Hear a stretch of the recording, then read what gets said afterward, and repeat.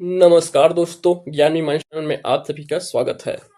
ग्रामीण विकास के अंतर्गत आज हम यूनिट 4 को पढ़ने वाले हैं। तो देखिए यूनिट 4 में क्या दिया गया है, ग्रामीण विकास में बैंकों की भूमिका को। तो देखिए ग्रामीण विकास संबंधित योजनाओं के क्रियान्वयन में बैंकों की क्या भूमिका है, उनसे हम इस चैप्टर में पढ़ने वाले हैं। तो देखिए इस वीडियो में, एक ही वीडियो में हम जो है पूरे यूनिट 4 को कंप्लीट करने वाले हैं। इससे पहले जो है हमने यूनिट 3 तक के पूरा कंप्लीट कर लिया है। इस वीडियो में हम यूनिट 4 को कंप्लीट कर देंगे। यदि आपने इससे पहले की वीडियो नहीं देखे हैं तो उसका लिंक आपको डिस्क्रिप्शन में मिल जाएगा, आप जाके देख सकते हैं। तो चलिए इस वीडियो को स्टार्ट करते हैं। तो देखिए यहाँ क्या दिया गया है, सबसे पहले जो है बैंकों की भूमिका के संबंधित बैंक के इतिहास दिया गया है। उसके बाद जो है राष्ट्रीयकृत बैंकों को दिया गया है। फिर जो है क्षेत्रीय ग्रामीण बैंकों को दिया गया है। वहां से लेकर नाबार्ड तक के हम पूरा डिटेल से पढ़ेंगे। तो देखिए सबसे पहले यहाँ इंट्रोडक्शन दिया गया है। तो देखिए बैंकों की भूमिका क्या होती है। तो बैंकों के राष्ट्रीयकरण के बाद ग्रामीण जनों में बचत प्रवृत्ति को बढ़ावा मिला है। अर्थात देखिए जब राष्ट्रीयकृत हुआ है, सभी बैंक जो है पहले निजी क्षेत्र में थे, तो उस जब राष्ट्रीयकृत बैंक होता है तब जो है उस बैंकों के ऊपर जो है लोगों का भरोसा जो है बढ़ा है, और उन्होंने जो है अपने पैसों को जो है बैंकों में रखना और ज़्यादा जो है वृद्धि हुई है उससे, तो उसमें बचत की वृद्धि लोगों में आया है। ग्रामीण क्षेत्रों में प्राथमिकता प्राप्त क्षेत्रों के ऋण प्रवाह सुनिश्चित होने से विकास का मार्ग प्रशस्त हुआ है। आधुनिक कृषि, कृषि विकास, कृषि यंत्रीकरण से व ऋण व्यवस्था सुलभ होने से कृषि व इससे संबंधित विविध क्रियाओं की धारणा मजबूत हुई है। देखिए सभी बैंकों में जो है मुख्य रूप से प्राथमिकता दिया जाता है कृषि को, तो कृषि से संबंधित ऋण की व्यवस्था बैंकों द्वारा दिया जाता है। इस कारण जो है कृषि क्षेत्र में जो है बहुत ज्यादा विकास देखने को मिलता है। ठीक, तो ये बैंकों की भूमिका होता है कृषि क्षेत्र के लिए। अब देखिए अगर हम भारत में बैंकों का इतिहास देखें तो बैंकिंग हिस्ट्री ऑफ बैंकिंग देखें तो भारत में बैंकिंग का प्रारंभ सबसे पहले 1770 में, तो 1770 में भारत का पहला बैंक बना था बैंक ऑफ हिंदुस्तान। तो याद रखें कि भारत का पहला बैंक है, भारत में पहला बैंक बनाया गया था बैंक ऑफ हिंदुस्तान 1770 में। ठीक, उसके बाद देखिए कुछ समय बाद जो है 3 प्रेसिडेंसी बैंक बनते हैं, 3 प्रांतीय बैंक का निर्माण किया जाता है। तो 3 बड़े बड़े प्रांत थे भारत में, तो जिसमें से एक कलकत्ता प्रांत था, दूसरा बॉम्बे प्रांत और तीसरा मद्रास प्रांत। इनमें सबसे पहले 1806 में बैंक ऑफ कलकत्ता बनता है। ये जो है पहला प्रेसिडेंसी बैंक था कलकत्ता, बैंक ऑफ कलकत्ता 1806 में। उसके बाद जो है 1840 में बैंक ऑफ बॉम्बे का गठन किया जाता है, और उसके बाद जो है 1843 में जो है बैंक ऑफ मद्रास की स्थापना किया जाता है। तो ये 3 प्रेसिडेंसी बैंक का निर्माण किया जाता है। देखिए इन बैंकों ने कई वर्षों तक अर्ध केंद्रीय बैंक के रूप में कार्य किया है। तो ये सभी जो है अर्ध केंद्रीय बैंक के रूप में कार्य किया है। इसके बाद जो है जब तक केंद्रीय बैंक नहीं बन जाता है, इन्हीं बैंकों के द्वारा जो है अर्ध केंद्रीय बैंक के रूप में कार्य किया गया था। देखिए 1921 में जो है इन तीनों बैंकों का विलय कर दिया जाता है, इन तीनों बैंकों का विलय कर दिया जाता है और एक नया बैंक बनता है imperial bank of India. Imperial bank of India जो है इसका गठन किया जाता है कब, 1921 में। ठीक, इन तीनों प्रेसिडेंसी बैंकों का विलय करके। उसके बाद इंपीरियल बैंक जो है 1955 तक के जारी रहता है, 1955 तक के। फिर 1955 में इसका नाम बदल के भारतीय स्टेट बैंक कर दिया जाता है। तो यही इंपीरियल बैंक जो है बाद में 1955 में जो है भारतीय स्टेट बैंक के नाम से जाना जाता है। एसबीआई का निर्माण कब किया जाता है, तो फिर स्थापना हुआ 1955 में, इंपीरियल बैंक को ही एसबीआई नाम दिया गया। ठीक, यहाँ तक आपको समझ आ गया होगा। अब चलिए देखिए हम जो केंद्रीय बैंक है आरबीआई, उसका गठन कैसे हुआ है। तो देखिए 1922 में हिल्टन यंग की अध्यक्षता में, तो देखिए 1922 में एक कमीशन बनाया जाता है हिल्टन यंग की अध्यक्षता में, royal commission on Indian currency and finance की स्थापना किया जाता है, जिसे रॉयल कमीशन, शॉर्ट में रॉयल कमीशन के नाम से जानते हैं, जिसके अध्यक्ष थे हिल्टन यंग। इनकी अध्यक्षता में रॉयल कमीशन का गठन किया जाता है 1922 में। इस आयोग ने 1926 में मुद्रा प्रबंधन के संचालन की अनुशंसा की थी। तो मुद्रा प्रबंधन के लिए भारत ने मुद्रा प्रबंधन के संचालन के लिए एक अनुशंसा की थी। इस आयोग की अनुशंसा के आधार पर 1934 में भारतीय रिजर्व बैंक अधिनियम पारित किया गया था। तो देखिए भारतीय रिजर्व बैंक अधिनियम किस कमीशन की सिफारिश पे आया है पूछा जाए तो रॉयल कमीशन की सिफारिश पे, जिसके अध्यक्ष थे हिल्टन यंग थे। ठीक, इसी कमीशन की सिफारिश पे जो है भारतीय रिजर्व बैंक अधिनियम आया था। इस अधिनियम के तहत 1 अप्रैल 1935 को जो है यह लागू हुआ था, और इसी दिन जो है आरबीआई का स्थापना किया जाता है। RBI reserve bank of India की स्थापना 1 अप्रैल 1935 को किया जाता है भारतीय रिजर्व बैंक अधिनियम के माध्यम से, या यूं कहे कि यह जो है रॉयल कमीशन की सिफारिश से जो है आरबीआई का गठन किया गया है। ठीक, तो आप याद रखेंगे इस कमीशन का नाम बहुत इंपॉर्टेंट है। और देखिए प्रारंभ में जो है आरबीआई का मुख्यालय, अगर इसका मुख्यालय पूछा जाए तो प्रारंभ में 1935 से 37 तक के इनका मुख्यालय जो है कोलकाता में होता है आरबीआई का। उसके बाद जो है इसका 1937 में जो है इसका मुख्यालय कहाँ हो जाता है, मुंबई में। तो मुंबई में जो है वर्तमान में भी इसका मुख्यालय कहाँ स्थित है, मुंबई में। आरबीआई का मुख्यालय मुंबई में है। प्रारंभ में जो है ये जो है 1935 से 37 तक की कोलकाता में इसका मुख्यालय था। देखिए भारतीय रिजर्व बैंक ने निम्नलिखित क्षेत्रों के लिए केंद्रीय बैंक के रूप में काम करने जारी रखा है। तो कौन कौन देशों के लिए काम किया है? तो देखिए भारत बर्मा बर्मा जी भारत का हिस्सा था, तो 1947 तक के लिए बर्मा के लिए रिजर्व बैंक का कार्य किया है, रिजर्व बैंक का कार्य किया है, केंद्रीय बैंक का कार्य किया है भारतीय रिजर्व बैंक। वही पाकिस्तान के लिए जुलाई 1948 तक के लिए जो है भारतीय रिजर्व बैंक जो है केंद्रीय बैंक के कार्य किया है पाकिस्तान, क्योंकि पाकिस्तान भी भारत का हिस्सा था। तो बर्मा और पाकिस्तान के लिए भी जो है केंद्रीय बैंक के कार्य किया है भारतीय रिजर्व बैंक द्वारा। अब चलिए बैंकों का राष्ट्रीयकरण। अगर बैंकों के राष्ट्रीयकरण देखें तो दो बार जो है बहुत बड़े बड़े बैंकों का जो है राष्ट्रीयकरण किया गया था। तो सबसे पहले बैंकों का राष्ट्रीयकरण सबसे पहले जो है 1969 में, तो 1969 में सबसे पहले किया गया था। आगे देखेंगे कि कौन कौन से बैंकों को किया गया था। तो 1969 में 14 निजी बैंकों का राष्ट्रीयकरण किया गया था। तो 14 बैंक याद रखेंगे 1969 में, और वही 1980 में 6 बैंकों का जो है राष्ट्रीयकरण किया गया था। तो 6 और बैंकों को राष्ट्रीयकरण किया गया कब? 1980 में। 1990 के दशक में धीरे धीरे कई राष्ट्रीयकृत बैंकों का विलय किया गया। तो 1990 के दशक में जो है बहुत सारे बैंकों को, जो छोटे छोटे बैंक होते हैं उन्हें जो है और विलय कर करके जो है 2-3 बैंकों को एक साथ विलय करके फिर से जो है राष्ट्रीयकृत बैंकों को विलय कर दिया गया 1990 के दशक में। ठीक, तो आगे देखेंगे हम। देखिए अब राष्ट्रीयकृत बैंक, तो ये राष्ट्रीय बैंक सबसे पहले कब हुआ था? 19 जुलाई 1969 को। 19 जुलाई 1969 को 14 बड़े बैंकों को राष्ट्रीयकृत किया गया था। तो ये इंदिरा गांधी के समय में किया गया था 14 बड़े बैंकों को राष्ट्रीयकरण। तो इसमें देखिए कौन कौन से 14 बैंक शामिल थे पहले 19 जुलाई 1969 में होने वाले में। तो देखिए Central bank of India, Bank of India, Punjab national bank, bank of Baroda, Dena Bank, Canara Bank, United Bank, Syndicate Bank, Allahabad Bank, union bank of India, UCO Bank, Indian Bank, Indian overseas Bank, bank of Maharashtra. ठीक, तो ये जो है total 14 बैंकों का राष्ट्रीयकरण कब हुआ था? 19 जुलाई 1969 को। वही देखिए इसकी जमा पूंजी किन बैंकों को किया गया था? जिनकी जमा पूंजी जो है 50 करोड़ से अधिक है, उन्हीं सभी 14 बैंकों को जो है राष्ट्रीयकरण किया गया था। ठीक, तो 14 करोड़ से अधिक पूंजी वाले बैंकों को राष्ट्रीयकृत किया गया था 1969 में। देखिए 15 अप्रैल 1980 को, तो 15 अप्रैल 1980 को 200 करोड़ से अधिक जमा पूंजी वाले बैंकों की राष्ट्रीयकरण किया गया था। तो देखिए 15 अप्रैल 1980 ये दूसरे बार हुआ। 6 बड़े बैंकों का राष्ट्रीयकरण किया गया। इसमें बड़े बड़े कौन कौन से? Andhra bank, corporation bank, new bank of India, oriental bank of commerce, Punjab तथा सिंध बैंक, विजया बैंक। तो इन सभी बैंकों का जो है विलय किया गया, किसमें? राष्ट्रीयकरण किया गया था इन 6 बैंकों का 1980 में। ठीक, जिनकी जमा पूंजी 200 करोड़ से अधिक था। अब देखिए 1993 में जो है न्यू बैंक ऑफ इंडिया और पीएनबी पंजाब नेशनल बैंक का विलय होने पर राष्ट्रीयकृत बैंकों की संख्या 19 हो गई। तो टोटल जो है 20 थे, वे जो है कितने हो गए? 19 हो गए राष्ट्रीयकृत बैंकों की संख्या। सबसे पहले 1993 में न्यू बैंक ऑफ इंडिया का, इसमें पीएनबी में पंजाब नेशनल बैंक में विलय हुआ, तब बैंकों की संख्या 19 हो गई राष्ट्रीयकृत बैंकों की संख्या। ठीक, अब देखिए वर्तमान में अगर देखें हम राष्ट्रीयकृत बैंकों की संख्या, तो वर्तमान में टोटल 11 राष्ट्रीयकृत बैंक है, और एक जो है भारतीय स्टेट बैंक सार्वजनिक क्षेत्र की, ये 12 बैंक है, जिसमें से 11 राष्ट्रीयकृत बैंक और एक जो है भारतीय स्टेट बैंक है, पहले से ही जो है सार्वजनिक बैंक है। ठीक, तो चलिए इसमें से देख लेते हैं कि कौन कौन से नाम से भी जाने जाते हैं। तो इनकी संख्या कम क्यों हो गया है? 11 राष्ट्रीय बैंक क्यों हो गया है? क्योंकि बहुत सारे बैंकों का जो है अलग अलग बैंकों में विलय हो गया। जैसे पंजाब नेशनल बैंक में इसमें न्यू बैंक ऑफ इंडिया का विलय हो गया है, बैंक ऑफ बड़ौदा में देना बैंक और विजया बैंक का विलय हो गया है, वैसे बैंक ऑफ केनरा में इसमें सिंडिकेट बैंक का विलय हो गया है। तो ऐसी बहुत सारे बैंकों में जो है अलग अलग बैंकों का विलय हो चुका है। इस कारण जो है इसकी संख्या भी वर्तमान में 11 राष्ट्रीयकृत बैंक और एक भारतीय स्टेट बैंक, टोटल जो है 12 सार्वजनिक बैंक है। इसका नाम देख सकते हैं आप कौन कौन से बैंक वर्तमान में संचालित है।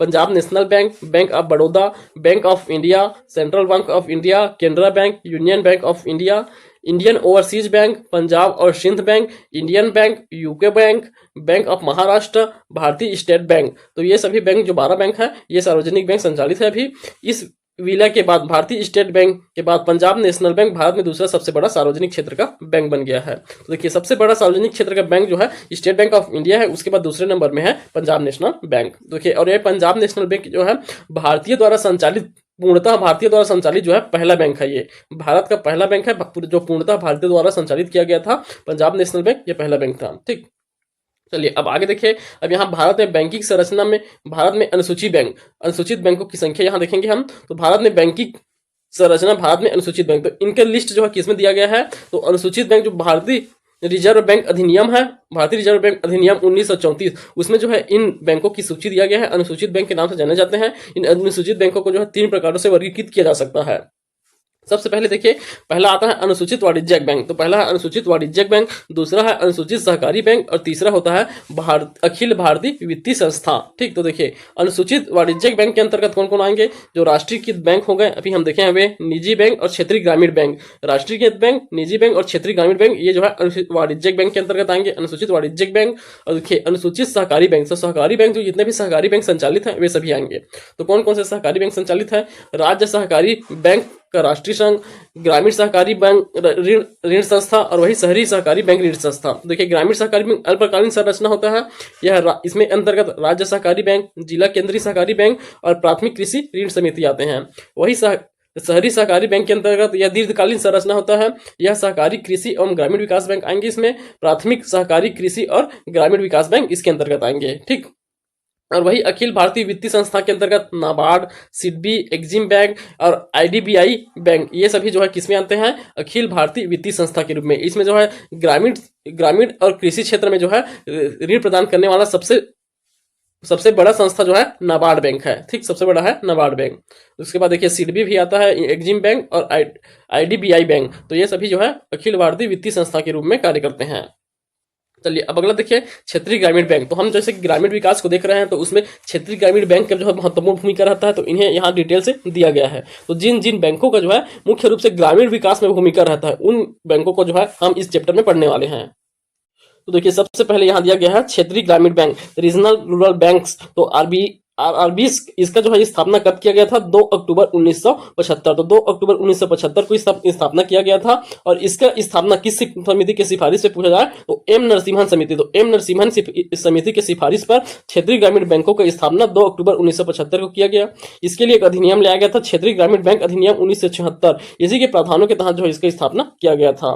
फरवरी 2025 की स्थिति में क्षेत्रीय ग्रामीण बैंकों की संख्या जो है अभी 43 है, वर्तमान में 43 है। इन 43 क्षेत्रीय राष्ट्रीय ग्रामीण बैंकों में से 30 ने शुद्ध लाभ प्रदान किया है। तो इसमें से 43 में से सिर्फ 30 ने जो है शुद्ध लाभ प्रदान किया है। अब देखिए अभी जो है घोषणा किया गया था, क्षेत्रीय ग्रामीण बैंकों का विलय करने का घोषणा किया गया था 2024 में। वित्त मंत्रालय ने नवंबर 2024 में क्षेत्रीय ग्रामीण बैंकों के विलय की चौथी चरण प्रारंभ की। इस चरण में 14 क्षेत्रीय ग्रामीण बैंकों का अस्तित्व समाप्त हो जाएगा। तो 14 क्षेत्रीय बैंकों का अस्तित्व समाप्त हो जाएगा। तो जो टोटल 43 थे वो कितना हो जाएंगे? घट करके 28 हो जाएंगे। तो अभी जो है इसका पूरी तरह से विलय हुआ नहीं है, जब विलय हो जाएगा तो इनकी संख्या जो है 28 हो जाएगा। अभी वर्तमान में 43 है। ठीक, उसके बाद देखिए क्षेत्रीय ग्रामीण बैंक अनुसूचित वाणिज्यिक बैंक होते हैं। तो हम देखेंगे क्लासिफिकेशन में वे अनुसूचित वाणिज्यिक बैंक के अंतर्गत आते हैं। किसी विशेष राज्य में एक या अधिक क्षेत्रीय ग्रामीण बैंक हो सकते हैं। तो एक से अधिक भी बनाए जा सकते हैं क्षेत्रीय ग्रामीण बैंक किसी एक राज्य में। देखिए क्षेत्रीय ग्रामीण बैंकों का पर्यवेक्षण नाबार्ड द्वारा किया जाता है। तो नाबार्ड द्वारा जो है इसका जो है पर्यवेक्षण किया जाता है और इन्हें आरबीआई द्वारा निर्धारित मानकों का पालन करना होता है। तो आरबीआई द्वारा निर्धारित मानकों का पालन करके ही इन्हें ऋण प्रदान करते हैं। वर्तमान में प्रत्येक क्षेत्रीय ग्रामीण बैंक का स्वामित्व, तो इनका स्वामित्व कितना रहता है? तो 50% केंद्र सरकार का रहता है, 15% राज्य सरकार का और 35% जो है उस प्रायोजिक बैंक का रहेगा, जिसके द्वारा जो है इस बैंक की स्थापना किया गया है क्षेत्रीय ग्रामीण बैंक का। ठीक, तो 50, 15 और 35 ये बहुत इंपॉर्टेंट पॉइंट आप इसे याद रखेंगे। इनका जो है स्वामित्व तो कितना रहेगा? 50, 15 और 35। 50 केंद्र, 15 राज्य और 35 जो है बैंक का। देखिए अब क्षेत्रीय ग्रामीण बैंक के उद्देश्य को देखें कि इस उद्देश्य से जो है इन बैंकों का निर्माण किया गया है। तो सबसे पहला है ऋण का प्रावधान। तो ग्रामीण क्षेत्रों में छोटे और सीमांत किसानों, कृषि मजदूरों, कारीगरों और छोटे उद्यमों को पर्याप्त और समय पर ऋण सुविधा प्रदान करने के लिए यह बैंक जो है बनाया गया था। पहला है ऋण का प्रावधान करने के लिए। दूसरा है वित्तीय समावेशन के लिए, बुनियादी बैंकिंग और अन्य वित्तीय सेवाएं प्रदान करके ग्रामीण आबादी का वित्तीय समावेशन करना। तो वित्तीय समावेशन करना, जो बुनियादी बैंकिंग और अन्य वित्तीय सेवाओं के लिए जो है ग्रामीण क्षेत्रों की आबादी को क्या वित्तीय समावेशन देना अर्थात ऋण देना इनका कार्य रहेगा।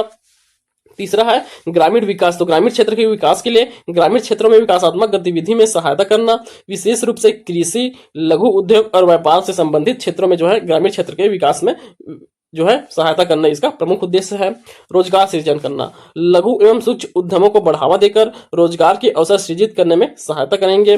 पांचवा है गरीबी उन्मूलन, ग्रामीण आर्थिक गतिविधियों को मजबूत करके गरीबी उन्मूलन में सहायता करेंगे। ठीक, तो ये देखिए अब इस सब से अगर आप कंक्लूजन निकालें तो ग्रामीण क्षेत्रीय बैंक का मुख्य उद्देश्य क्या है? ग्रामीण क्षेत्रों में जो छोटे सीमांत और किसान होते हैं, छोटे सीमांत किसान, जो लघु और सीमांत किसान हैं उन्हें, साथ साथ जो कृषि मजदूर हैं और छोटे छोटे जो कारीगर हैं और छोटे उद्यमी, तो छोटे छोटे उद्यमों के लिए जो है बैंक, तो इसमें जो है बहुत कम लोन दिया जाता है। तो कम लोन के लिए जो है ये दिया गया है। ग्रामीण, मुख्य रूप से ग्रामीण क्षेत्र में काम करता है, इसलिए इसे क्षेत्रीय ग्रामीण बैंक कहा जाता है। ठीक, चलिए अब अगला देखिए, इसके संबंध में क्या क्या चुनौती आती हैं, आरआरबी के संबंधित चुनौतियां। तो देखिए सबसे पहले है बढ़ती लागत। तो बढ़ती लागत कैसे?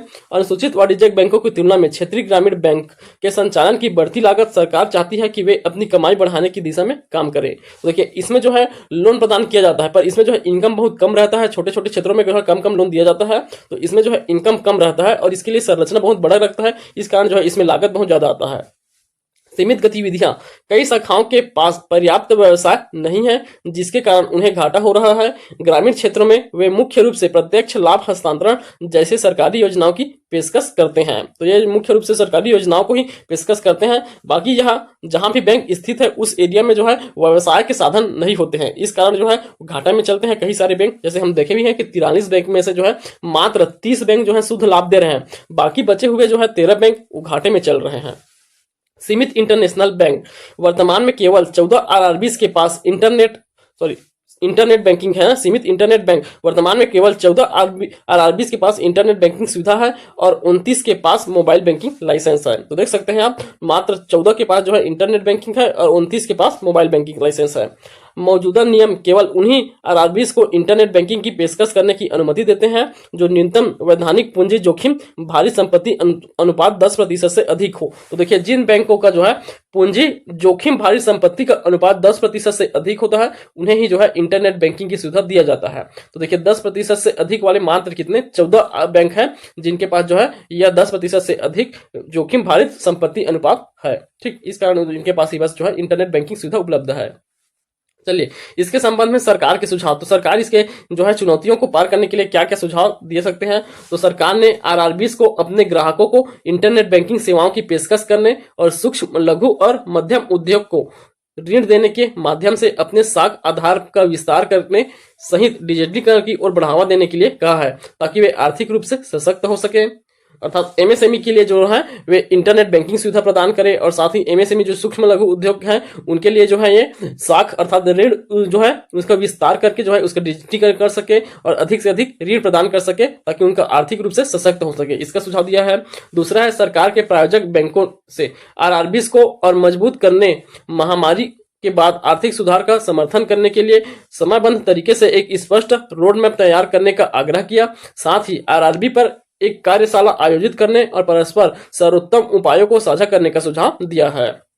ठीक, अब इसके लिए देखिए सरकार द्वारा क्षेत्रीय ग्रामीण बैंकों में किए गए सुधार। तो क्या क्या सुधार किए गए हैं उन्हें यहाँ दिया गया है। तो देखिए क्या क्या सुधार किए गए हैं अभी तक के वर्षों से भारत की वित्तीय प्रणाली में लोगों के योगदान को बढ़ावा देने हेतु सरकार द्वारा विभिन्न कदम उठाए गए हैं।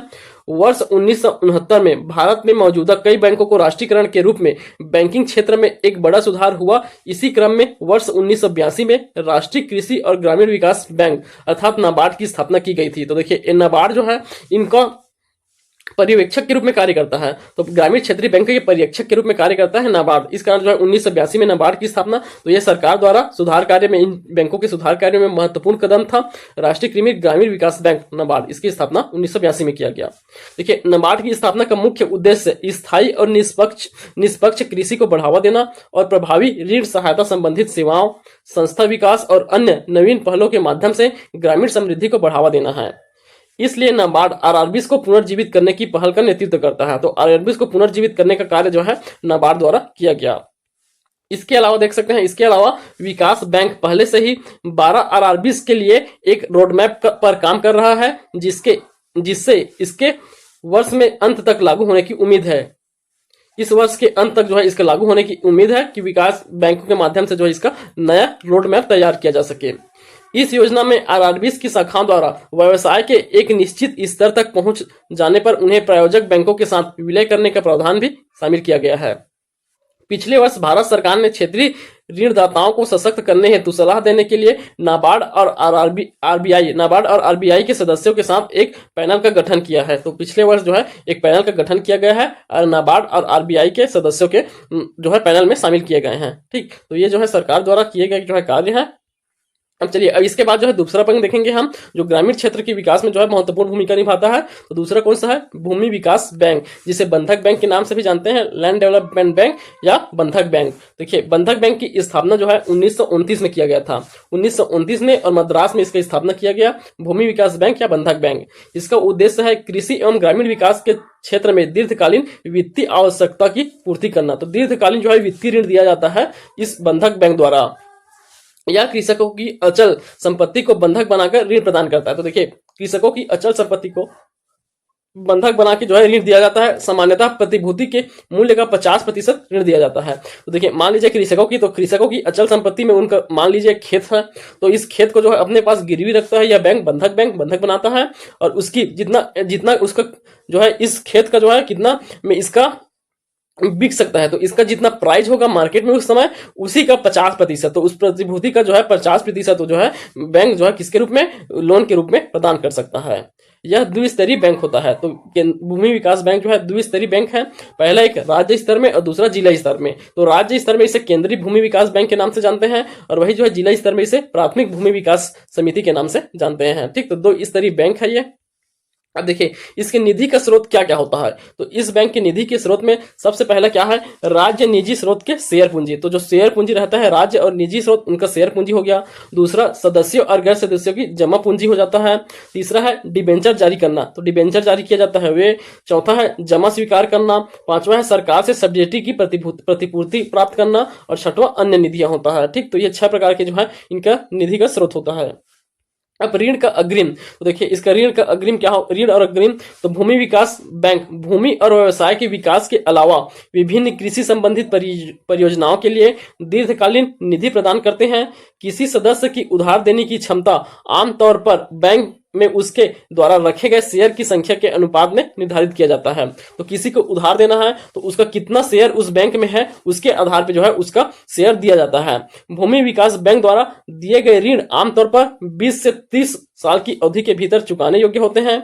आमतौर पर दीर्घकालीन इसीलिए कहा जा सकता है क्योंकि ये दीर्घकालीन है, 20 से 30 अवधि तक के चुकाने योग्य होते हैं। आमतौर पर भूमि के मूल्य का 50% या राजस्व का 30 गुना जो है ऋण दिया जाता है। तो कोई भी भूमि है जिसे जब्त किया जा रहा है, इसके द्वारा बंधक बनाया जा रहा है, उसका 50% या उसे जहां राजस्व होता है उसका 3 गुना ऋण दिया जाता है। ऋण केवल सुरक्षा शीर्षक पत्रों के साथ साथ ऋण की आवश्यकता के पूर्ण सत्यापन के बाद ही दिया जाता है।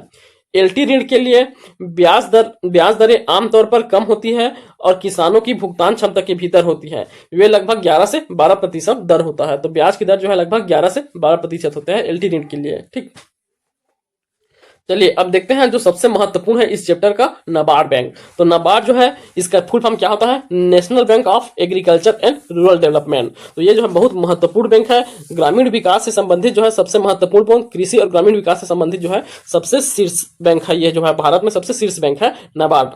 ये यह जो है आरबीआई के ही माध्यम से बनाया गया था। देखिए 12 जुलाई 1982 को, इसका गठन 12 जुलाई 1982 को भारतीय रिजर्व बैंक के कृषि ऋण कार्यों, तो जो भारतीय रिजर्व बैंक है, पहले कृषि ऋण कार्य जो भारतीय रिजर्व बैंक द्वारा किया जाता है, इस कृषि ऋण कार्य और तत्कालीन में ही कृषि पुनर्वित्त और विकास निगम था, जिसे agriculture refinance and development corporation के नाम से जानते हैं। ये था, इन दोनों को जो है पुनर्वित्त, इन दोनों के कार्य को, जो रिजर्व बैंक के कृषि ऋण कार्य और जो ये एआरडीसी है, इसके कार्य को स्थानांतरित करके जो है एक नाबार्ड की स्थापना किया, एक नया बैंक नाबार्ड की स्थापना किया जाता है 12 जुलाई 1982 को।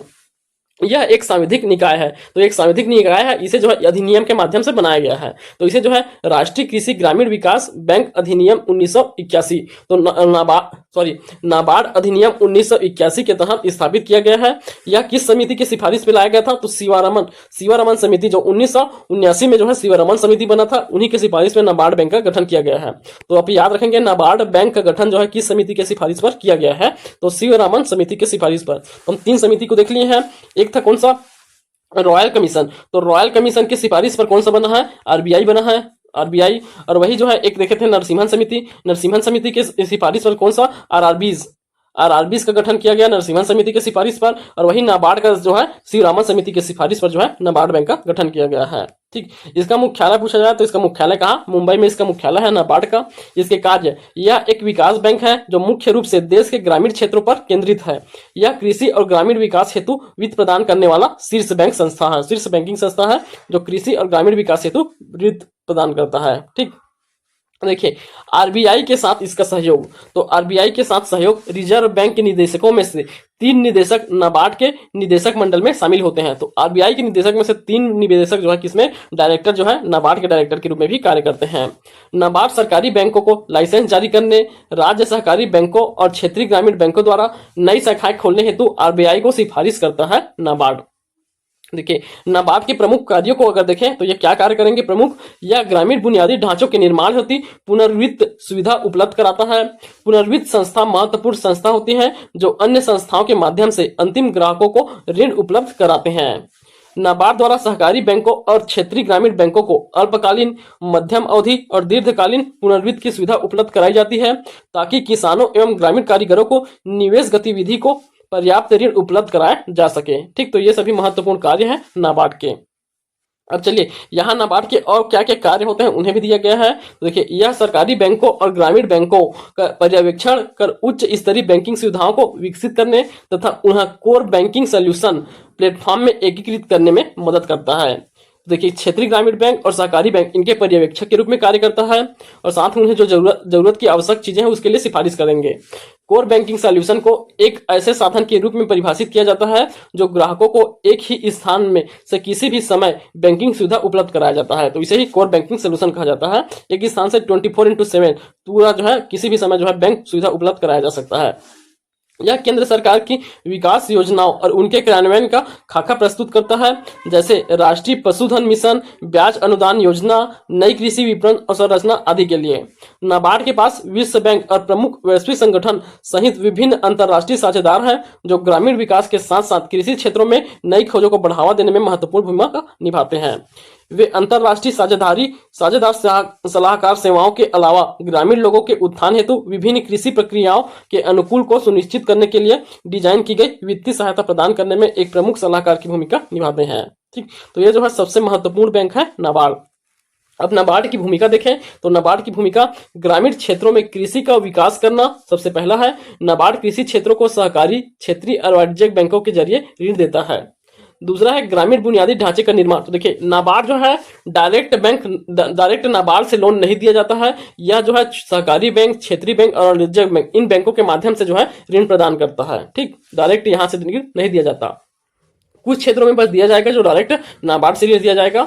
ग्रामीण बुनियादी ढांचे का निर्माण करना, नाबार्ड ग्रामीण बुनियादी ढांचे के निर्माण में योगदान देता है। ग्रामीण विकास के लिए परियोजना तैयार करना, नाबार्ड ग्रामीण विकास के लिए नई परियोजनाओं को तैयार करता है। बैंकों को सुदृढ़ बैंकिंग पद्धति विकसित करने में मदद करता है। ग्रामीण विकास के संगठनों को प्रशिक्षण देना, नाबार्ड ग्रामीण विकास के विषय में काम करने वाले संगठनों को प्रशिक्षण देता है। ग्रामीण क्षेत्रों की अर्थव्यवस्था को सहायता देने वाली वित्तीय संस्थाओं को नियंत्रित करता है।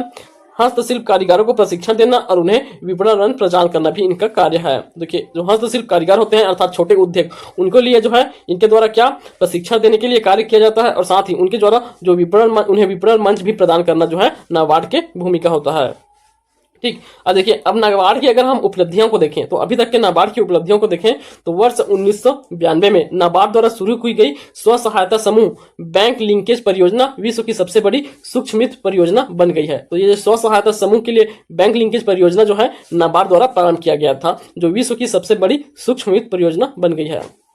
नाबार्ड द्वारा अगस्त 1998 में किसान क्रेडिट कार्ड किसानों को राहत देने के लिए चालू किया गया था। तो ये केसीसी जो किसान क्रेडिट कार्ड योजना है यह भी नाबार्ड द्वारा 1998 में प्रारंभ किया गया था। नाबार्ड ने भारत के कुल ग्रामीण बुनियादी ढांचे का 5वां हिस्सा वित्त पोषी किया है। तो टोटल जो ग्रामीण बुनियादी ढांचा है उसका 1/5 पांचवा अर्थात जो 20% जो है हिस्सा वित्त पोषी जो है नाबार्ड द्वारा किया जाता है। स्थायी जलवायु प्रफिंगिंग के उपकरण के रूप में वाटरसेट विकास क्षेत्र में अग्रणी भूमिका निभाई है। तो वाटरसेट विकास में भी इनका भूमिका है। नाबार्ड के क्षेत्रीय ग्रामीण बैंकों तथा सहकारी बैंकों की निगरानी से लेकर उन्हें ठोस बैंकिंग प्रथा का सृजन किया है। ठीक, याद यहाँ नोट पॉइंट और दिया गया है, उसे भी देख लेते हैं। देखिए, राष्ट्रीय कृषि और ग्रामीण विकास बैंक अर्थात नाबार्ड प्रौद्योगिकी संचालित कृषि स्टार्टअप और ग्रामीण उद्यमों को बढ़ावा हेतु 1,000 करोड़ रुपए का एक विशेष कोष स्थापित किया है। इसके अलावा 750 करोड़ रुपए का अतिरिक्त नवोन्मेषण समाधान को बढ़ावा देने हेतु आरंभिक निवेश के लिए अलग रखे गए हैं। इसका उद्देश्य कृषि वित्त पोषण को पारंपरिक किसानों से नवीन पद्धतियों वाले नए अभिकर्ताओं तक के पुनर्निर्देशित करना है, जिसका लक्ष्य उत्पादन ऋण से निवेश ऋण तक पर ध्यान केंद्रित करना है। ठीक, तो देखिए ये बड़े बड़े कार्य जो है नाबार्ड बैंक द्वारा किए जाते हैं। तो मुख्य रूप से ग्रामीण क्षेत्र में कृषि और ग्रामीण विकास को बढ़ावा देने के लिए नाबार्ड बैंक जो है कार्य करता है। उम्मीद है आपको जो है हमारा वीडियो पसंद आया होगा, तो वीडियो को लाइक कीजिए, अपने दोस्तों में शेयर कीजिए और चैनल को सब्सक्राइब कीजिए। और इसका पीडीएफ आपको हमारे टेलीग्राम चैनल में मिल जाएगा, जिसका लिंक जो है आपको डिस्क्रिप्शन में दिया गया है, आप जाके ज्वाइन कर सकते हैं। धन्यवाद।